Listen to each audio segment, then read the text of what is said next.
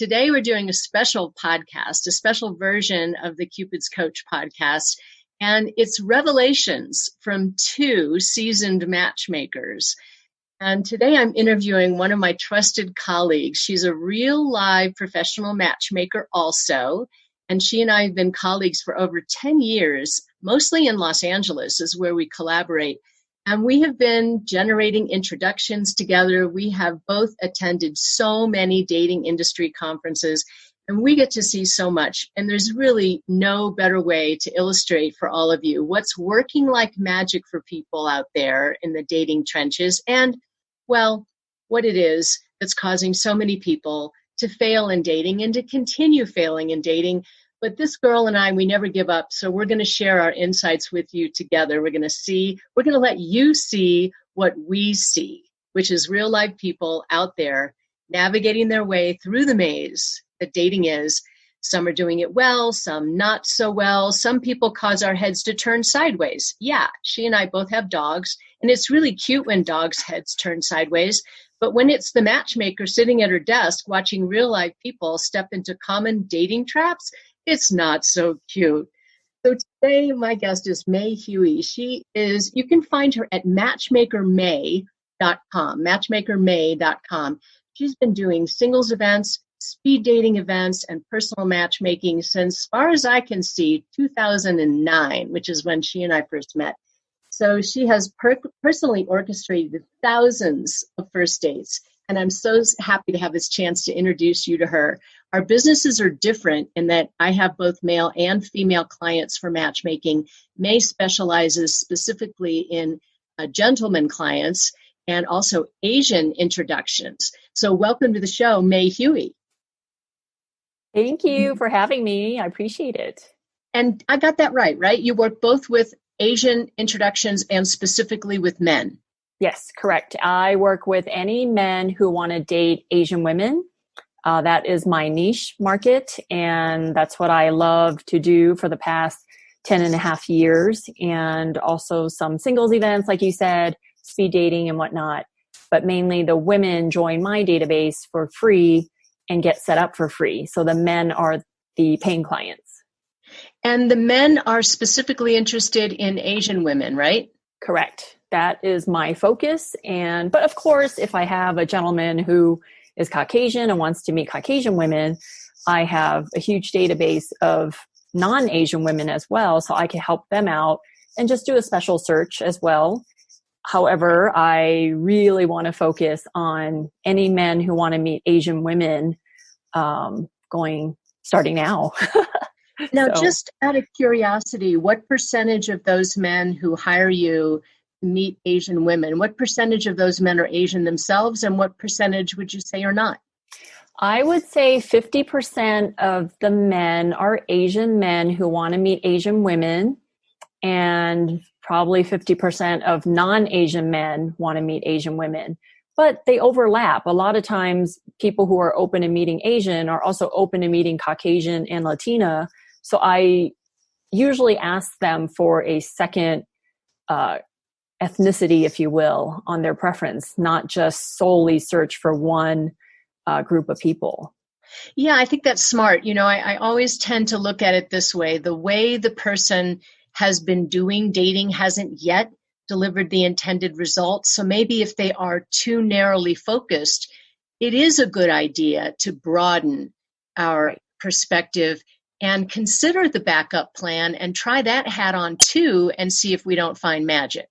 Right. I tell them, if you're solely interested in Asian women, can I just search 80% Asian women and present maybe 20% of non-Asian women to you? And of course, you still have the veto power to say no to the introduction, but certainly I want to present different options to you, because why did you hire me if you're just going to do the same thing you've been doing? This is no different. It's really true, May.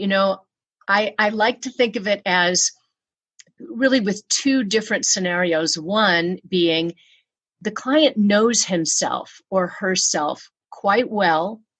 They know what's likely to work and what isn't. So I want to honor that.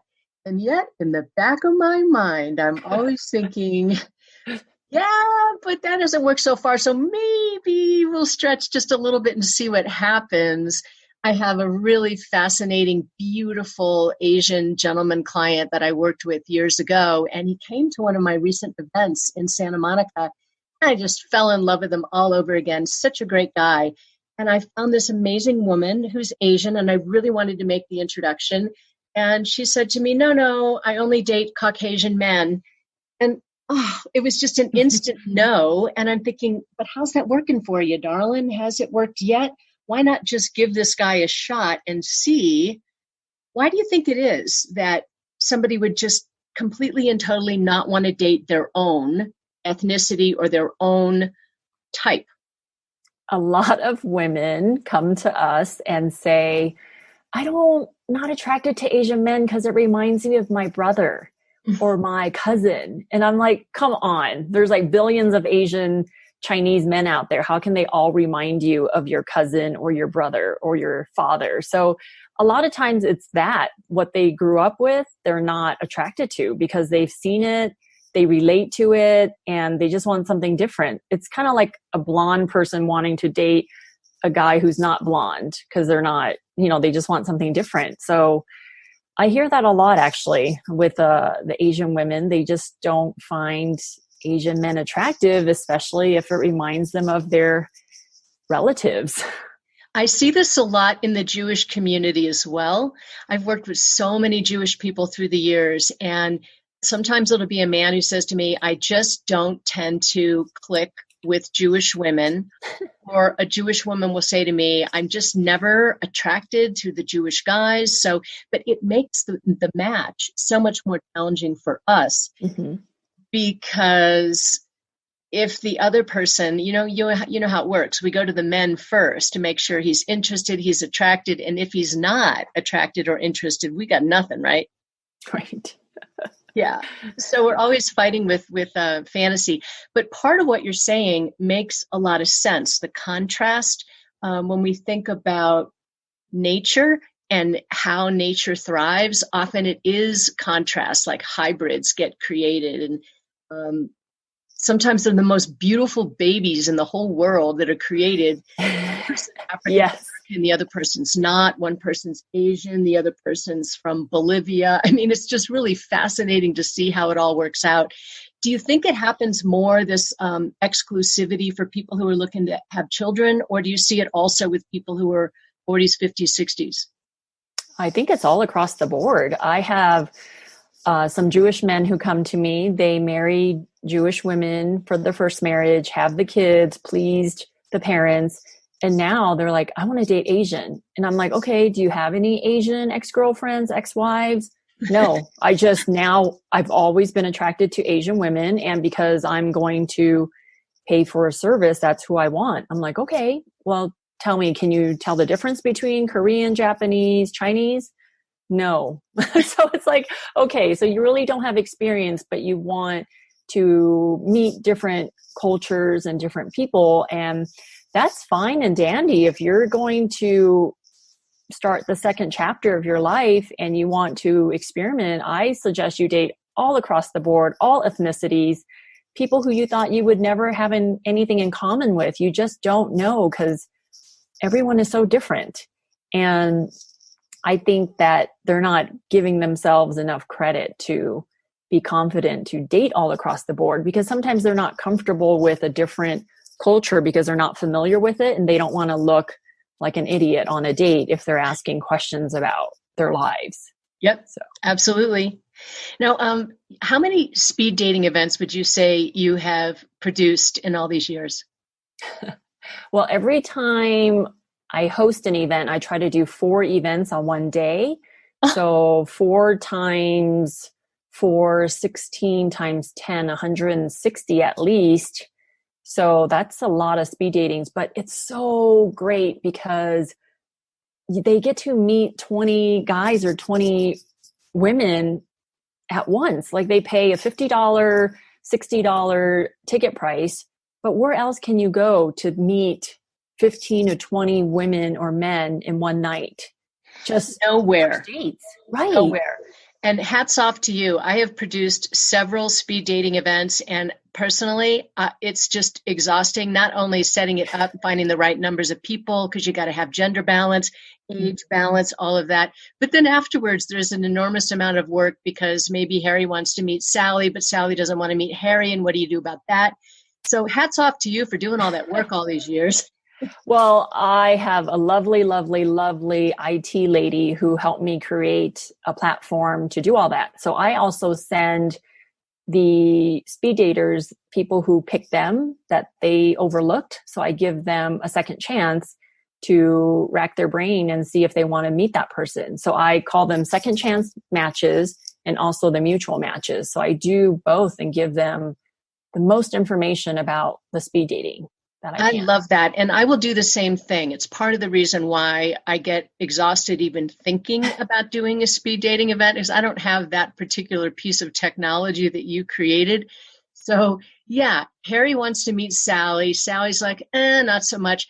But I'll go back to her and say, listen, the guy you wanted to meet, Josh, well, he didn't say yes to seeing you again, but Harry did. And he really likes you. Right. And you were his top pick. So would you give him a shot? And I know what you're going to say. The people who do say yes to those second chance meetings, they're usually the ones who end up succeeding in love. Oh, absolutely. Because they're open-minded and they already have that mentality that they're going to meet somebody. So they make it that end goal. They actually feel it and act like they're hopeful and that they're excited and positive and no negative Nancy's on these speed dating events. You know, if they are positive, they usually get 2 or 3 matches, mutual matches. Yeah. And that's really good to get mutual matches. It's not easy. And it's very rare. That's the thing that always surprises me.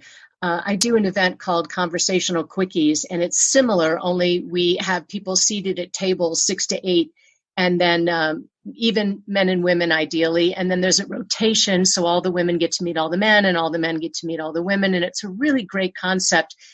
And at the end of it, I'm always looking for those mutual matches. And I'm always so surprised and truly disappointed that there aren't more. But where I'll save the day, just like you will, is I'll go back and say, okay, Harry, I'm so sorry. Sally didn't go for you, but Suzanne did. What do you think? And those are the people that I see connecting. It's kind of bizarre. Like the same 3 girls are picked by everybody and the same 3 guys are picked by everybody. Do you find that experience as well? Well, I always tell the speed daters that yes, there are going to be 20% of the people there that you're going to be like, oh my gosh, he's hot, she's cute, I want to meet him. And 20% that you're like, oh my gosh, how did they sneak in the door? But then there are the 60% who can go either way, depending on their personality, how they carry themselves, how they take notes, how they ask questions, what eye contact they make, all that stuff. So anything can happen at a speed dating. You just never know. Just like online dating, I encourage all my single friends to do online dating because where else can you go with a huge salad bar of men and women to choose from? Yes. Nowhere. And especially if people are taking time and giving it the attention that it deserves, instead of just sitting there looking at their stupid phone, quickly dismissing everybody, throwing each other in the discard pile in a half a second, to challenge yourself to slow down a little bit and look and see who this person is truly underneath just the facade of the face or whatever kind of photo they loaded. And that 60% that you talked about, May, that's where the lion's share of the really great relationship-oriented people are, is the people who get all the attention, usually get spoiled, and they don't put enough effort into it, right? Yeah, the tall, hot guys, they don't have to try as hard. And they're probably not going to be good partners right off the bat. Like, you just need to give the 60% a chance. Yes, and I think that's true. Feel like there is someone out there for everyone. And I guess that's what makes us great matchmakers, Julie, is because we believe in that. We believe that there is someone out there for everyone. And the hottest girl, she's probably going to pick the hottest guy. Yes. Okay. So they go together. but do you really want someone who's hotter than you in life? Like, do you want to worry about them potentially cheating on you, or someone taking their attention away from you? Or I don't know. It's just, there are so many great people who look like a 6 or a 7, but they get dressed up and they could look like a 9 or a 10. So it's just, there's so many great singles. I can't even after working 10 and a half years in this industry, there are so many great singles out there. I just love it. I mean, that's what keeps us in business, right? So yeah. And you still have the enthusiasm for it larger than ever. And I'm the same way. I just, even though it's frustrating sometimes, like yesterday, I just heard about a couple that is sticking together. As a matter of fact, they're buying a home together. I'm writing a blog article about it right now. Do you know how many miles apart there are between the two of them? 3,000. 1,246, I think. I mean, it's just crazy. And yet they happen to be in the same city at the same moment in time. I knew them both. They both had some skin in the game. She did a consultation with me. He was my client. I went ahead and did the introduction, even though the chances of her ever being back in that little town again were pretty slim. But we made the introduction happen and they clicked. And this is a guy I've introduced him to 29 people in the course of 2 years. And this is the one that stuck, and she lives the farthest away. And meanwhile, I got a guy who doesn't want to drive down to Manhattan Beach from Santa Monica to meet a woman who's driving up from Long Beach. I mean, give me a break, right? You just don't know where your soulmate's going to be. They can be across the country. They can be in another state. I love stories when people meet when they're both on a vacation and then they end up being together. Like, wow, what are the chances of that happening? But I don't think distance is an issue. I am with my husband now after 13, 14 years. But when we first started dating, I planned on moving out of Los Angeles, and we started dating 10 days before I moved out of LA. And I moved to New Orleans, and we dated long distance for a year. And then the second year he moved out to New Orleans, and we're still together now. So did I want a long distance relationship with someone from New Orleans to LA? No, I didn't, but it happened. So yeah. I don't think distance should be an issue for anyone. Like, anything can happen. Did I think I was going to move to Colorado? No, I did not think I was going to move to Colorado, but anything can happen. I truly believe that. Yes, anything can happen for people who are sincere and grown up and mature and willing to be flexible and put in the effort that relationship is. It's a whole lot easier to sit on the sidelines and discard people right and left than it is to do the work of being in a relationship and crossing those, overcoming those hurdles like distance or whatever the issues might be. Another couple I'm working with right now, she's got a really strict diet. She's got celiac disease, and she doesn't have a lot of flexibility in what she eats. So at the beginning, when I started working with her, it was really challenging because she was being real fussy and picky about where she ate and what she ate. But we worked through it, and we just found restaurants that work for her, and she wasn't making her dietary stuff an issue. And he didn't even know that she had a dietary constraint for the first few dates because she just didn't talk about it. Right. No, that's great. That's a great story. Yeah. I have similar stories like that, being a good dater, being not a good dater. But a lot of times I find that with our jobs, giving the date feedback to the men and women, they're just clueless sometimes. You just think it's common sense, but it's really not. If you don't point it out to them, they're like, oh gosh, I never really thought of that. So yeah, so give me an example of something that's been something that's been a little, like, in your mind, pretty clueless, and they weren't doing it right, and they learned, and then they turned it around. Can you think of an example? Yeah, just last night, actually, I set this gentleman up with a really nice lady, great job, good career, wants kids, age appropriate, like they look good together, I thought. And with everything else, their key life values and their goals and all that. And she said that they're going for drinks. So he got there early, probably maybe 15, 20 minutes early. So he already got a drink. She walked in and sat down, and he didn't offer to get her a drink. And I'm like, why did he go ahead and get his own drink first? Why didn't he just wait for her and do, the gentlemanly thing? But instead he got his own deal. Then she just waited and he never offered. And then 20 minutes passed by and she goes, oh, is there a server around here? Like, I want to order something. And he goes, oh yeah, there is. And then the server comes and then they order. But in her mind, it's like, wow, that first 20 minutes, first impression, he wasn't even being gentlemanly and being nurturing and like making her feel comfortable and welcomed. So I actually wonder if he like stood up and, welcomed her to the table or whatnot.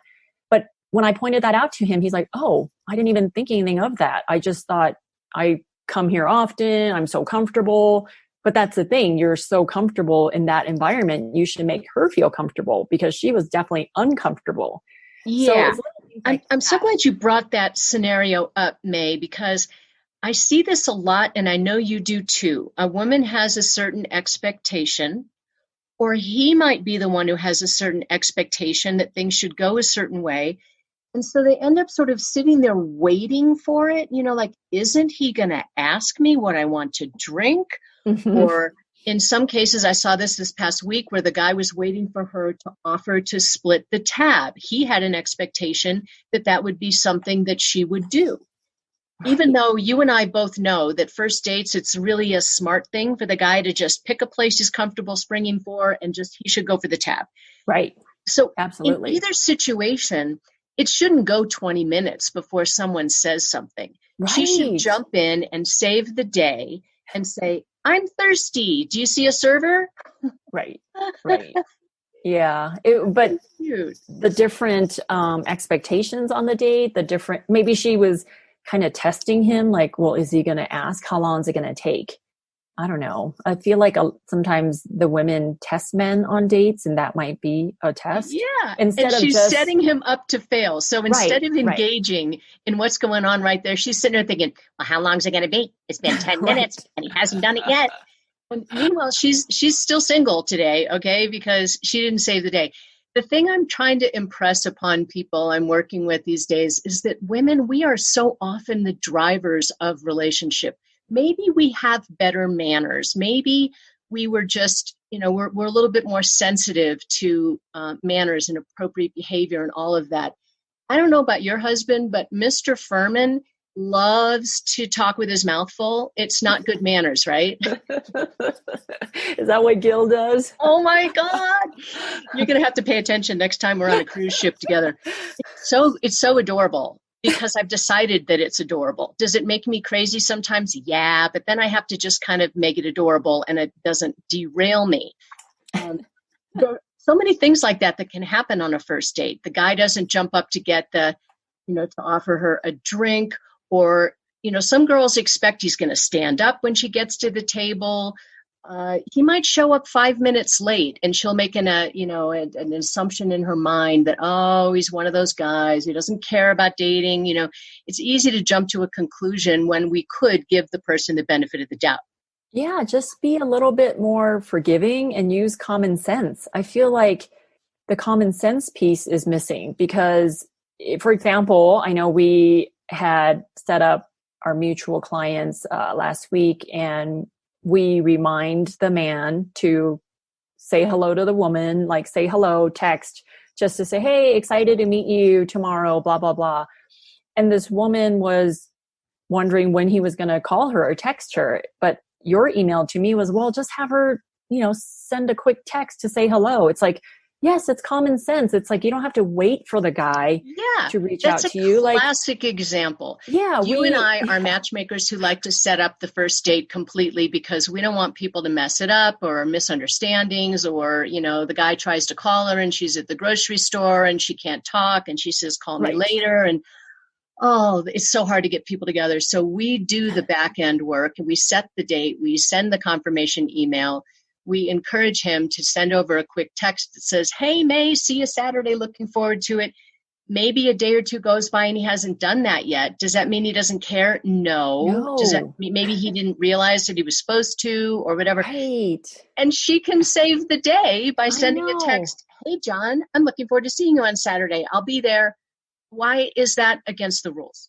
Right. No guy is going to be like, oh my gosh, she's so aggressive, so type A for sending me that text. I'm so intimidated by her. Like, no guy is going to say that. He's going to be like, oh, thanks for the reminder. Yes, I'm so excited to meet you. You know, I'm looking forward to it. Like, whatever that may be. It just seems like women and men should just relax and just, it's hard enough to get a first date set up sometimes. So when matchmakers set up the date for you, you should just do everything in your power to make sure it happens. That's what I feel like. Like, just do what you think is common sense and go with it. Just go with the flow and be more forgiving on some of the things that the men or women miss sometimes. Sorry if the audio is a little goofy. I think there's like phone buzzing or something in the background.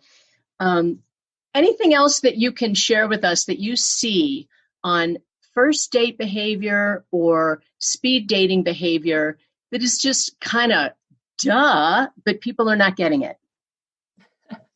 Well, a lot of times speed dating, I get to watch them and kind of eavesdrop and, you know, be the fly on the wall.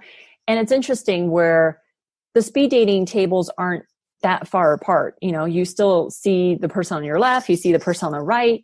Common sense would say, okay, ask different questions to each person because they can overhear you if you're just going through the list of the questions that you want to ask. So be unique. So a lot of times I think to myself, gosh, they can hear you. Just say something different. You don't want to say the same thing over and over to everybody. And you don't want it to be like an interview style. So if your date etiquette is an interview style, you might want to switch it up and just be in the moment and enjoy your date and ask questions back and forth versus going through your checklist. Yeah, and I really love to see people with creative, different, open-ended kinds of questions. One of my gentleman clients had been on so many online dates, and he wanted his matchmaking dates to be different. So what he and I did early on in his program is we went back and forth and we created like 30 or 40 different really interesting questions that he can ask or topics he can bring up on a first date. And what he said was that it transformed dating for him altogether. And anytime it would be like, you know, sometimes you're on a date and it kind of gets a little flat and you're kind of like, oh, it's feeling a little awkward. He would just say, wait a minute, I'm going to save the day here. And he'd open up his phone to the place where he had kept all those questions. And he said, I'm going to ask you a question I've never asked on a first date. Can you handle that? He'd say, well, sure. And he'd ask one of those brand new questions. And every time he said it saved the date, it saved the day. That's cute. I Isn't like that that. amazing? Yes. What do you say about at the end of the date or after the date? I'm hearing an awful lot, I'm sure you are too, about the ghosting behavior, which is when people just vanish. They act like they're interested, they're nice, they say, oh, sure, call me or whatever, but then she just ignores him or he ignores her. What do you have to say about that? I feel like people ghost somebody, like a man would ghost a woman if he doesn't want her to hurt her feelings and tell her how he really feels. So sometimes he uses that as a way to avoid hurting her feelings. So he would rather just not lead her on and kind of disappear. So What does it do in reality? well, in reality, it makes her feel like crap, like low self-esteem. And gosh, what did he not like about me? Can't he just tell me so I could just have some closure in my mind and I move on? Versus men probably doesn't need closure. They're ready to move on already. So they don't need to send a last goodbye text or anything like that. But the woman wants to hear it. And then she knows, okay, now I know he's not interested. I'll move on. So I guess the best and easiest way, if you're not a match, is just to say, gosh, I had a really great time last night. I just don't feel like we're a match, but good luck with your search. Like, just a thank you for dinner. I appreciate it. I don't think we're a match. I'm not feeling any chemistry. And move on. There's something interesting that happens too with grown-up daters. I think that people who are, and we kind of have different groups, and I know you do too. There's like the young people who are ready for marriage and babies, and they're in their 20s and 30s. Maybe the guy's in his early to mid 40s and he wants a family. Then there's the people who kind of go either way on the baby issue.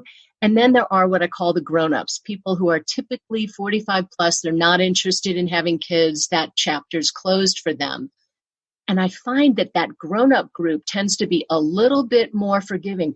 There's this one example I'm thinking about where at the end of the date, these two people were both in their early 50s, and they both gave me the nice date, good person, not sure the romance part was there, but thanks for the introduction. We get a lot of that, right? Mm-hmm. So in this particular case, she knew that women can develop attraction over time far better than men can. And so because she wasn't really feeling it quite yet, she thought, I'm going to give it another shot. So rather than waiting for him to say, oh, let's have another date, she just went for it. And she said, hey, listen, there's an art gallery opening, and I think you'd like this artist. You want to go with me? And he said, sure. So just as a friendly little, let's go see an art gallery kind of a get together, what they started noticing is that they felt comfortable together. So they kept doing the art gallery thing. And it was probably 5 or 6 dates down the road. They hadn't kissed. They hadn't even held hands. But he began to notice that he felt very comfortable with her, and he was beginning to develop attraction for her in that romantic kind of way. I see more of this with grown-ups than I do with people in their 20s. What do you have to say? Well, because as we get older now, in my 40s, I appreciate things more. I have a different outlook on people, and I know that I shouldn't be judging them so quickly. And hopefully the people in their 40s and 50s realize that. And not to mention, it's tough to get a second or third date. Do you know what I mean? Like, it's not so easy that you set someone up and then they hit it off, and next thing you know, they're on their second, third, or fourth date. It's kind of like, if you like someone and you think there's a chance that they can be something to you later and develop, then you should just give them a chance if there's no red flags right away.